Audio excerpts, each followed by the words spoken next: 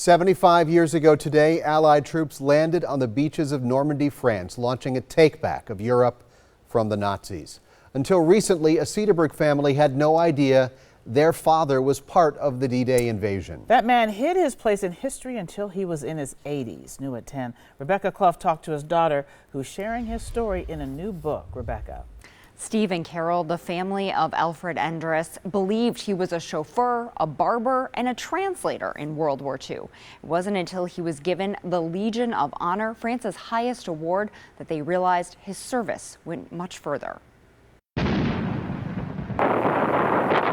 It's been 75 years since D-Day, but for Louise Endres Moore's father, she believes it was a part of history he had been desperate to forget. I thought he trained with the 35th, served, and came home, but that's not what happened. When Alfred Endres was 88, he was awarded France's Legion of Honor for his work liberating the country.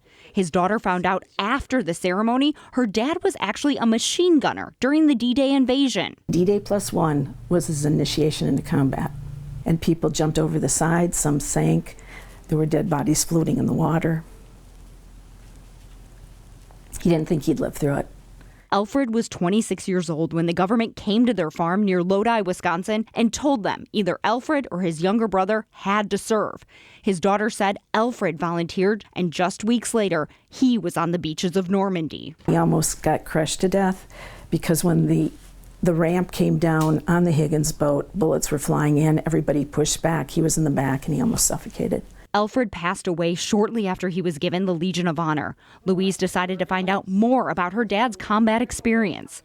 Now she's writing a book to honor her father, a man who wanted no accolades for himself. I said to my dad, "Do you feel you're the greatest generation?" He said, "No." And I said, "Some people say you're a hero." And he went, "Ah." Louise's book, called Alfred, will be out later this year.